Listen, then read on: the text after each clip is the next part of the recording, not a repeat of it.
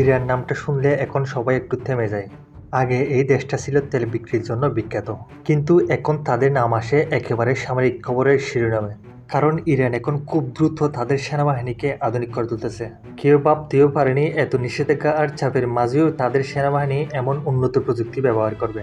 Iran এইসব একা করছে না, তার সাথে আছে চীন, রাশিয়া আর উত্তর কোরিয়া। এই তিন দেশ ইরানকে দিচ্ছে এমন সব আধুনিক অস্ত্র ও প্রযুক্তি, যা আগে কেবল শুধু বাঘা বাঘা দেশগুলোর কাছেই ছিল। বিশ্বের সবথেকে গোপন অস্ত্রের মধ্যে পড়ে লেজার ওয়েপেন। চীনের তৈরি লেজার ওয়েপেন এটা এমন একটা সিস্টেম যা বন্দুক বা রকেটের মতো শব্দ করে না, বরং এটা একদম নীরবে শত্রু ড্রোন বা সেন্সারকে পুড়িয়ে দিতে পারে। এই লেজার ওয়েপেন ব্যবহার করে বড় ছোট যে কোনো ধরনের ড্রোনকে আকাশে নিমিষে ধ্বংস করে দিতে পারে। চীন দাবি করে এই লেজার এতটাই শক্তিশালী যে এরা যে কোনো ধরনের ফাইটার জেটকে আকাশে উড়ান্ত অবস্থায় ধ্বংস করে দিতে পারে। এতে কোনো শব্দ হয় না, কোনো ধোঁয়াও দেখা যায় না, শুধু ড্রোনটা হঠাৎ আকাশ থেকে নিচে পড়ে যাবে।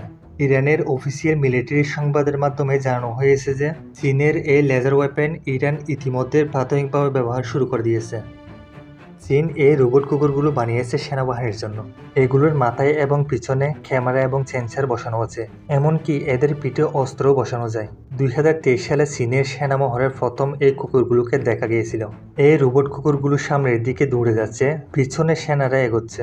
তখন থেকে ইরানও এই প্রযুক্তি নিয়ে আগ্রহী হন।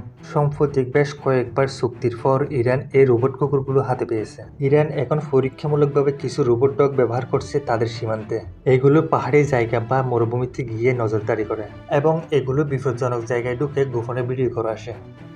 রাশিয়ার একটা বিখ্যাত বিমান আছে B-22। এটা পৃথিবীর একমাত্র বিমান যেটা হেলিকপ্টারের মতো যে কোনো জায়গায় ল্যান্ড করতে পারে। এর গতি প্রতি ঘন্টায় প্রায় 900 কিলোমিটার। মূলত এটিকে ব্যবহার করা হয় যুদ্ধক্ষেত্রে ভারী সরঞ্জাম ও সৈন্যদের এক জায়গা থেকে অন্য জায়গায় নিয়ে যাওয়ার জন্য। যেখানে সাধারণ বিমান ল্যান্ড করার জন্য বিশাল রানওয়ের প্রয়োজন হয়, সেখানে এই বিমানটি হেলিকপ্টারের মতো যে কোনো জায়গায় ল্যান্ড করতে পারে। এই বিমানটি একসাথে 40 টন ওজন নিয়ে আকাশে উঠতে পারে। এই বিমানটি ইরান হাতে পেয়েছে 2025 সালের শুরুতে। ইরানের সামরিক প্যারেডে এই বিমান আকাশে টহল দিতে দেখা গিয়েছে।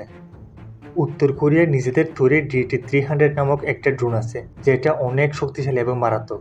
এটা ভারী বোমা বহন করতে পারে এবং এটা এক চার্জে 200 কিলোমিটার পর্যন্ত উঠতে পারে। ইরান দীর্ঘদিন ধরে নিজেরাই ড্রোন তৈরি করতেছে, যেমন শাহেদ 136, যা রাশিয়া এখনো ব্যবহার করছে।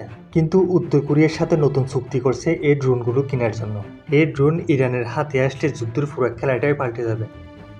রাশিয়ার তৈরি KA-52 হেলিকপ্টার পৃথিবীর সব থেকে শক্তিশালী অ্যাটাক হেলিকপ্টার।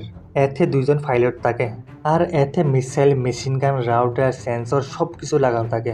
এই হেলিকপ্টার 360 কিলোমিটার গতিতে উঠতে পারে এবং এটিতে 6টি ফাঁকা রয়েছে।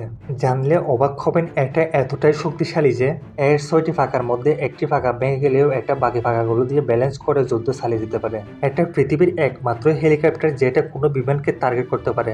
এটার জন্য ইরান রাশিয়ার সাথে নতুন সামরিক চুক্তি করছে, আর এই হেলিকপ্টার ইরানের কাছে আসছে 2 মাস আগে। এবং আরও জানলে অবাক হবেন, এখন ইরানের পাইলটদের রাশিয়াতে প্রশিক্ষণ দিচ্ছে। সব মিলে ইরান এখন আগের মতো নেই, অনেক বদলে গেছে, অনেক শক্তিশালী হয়ে গেছে।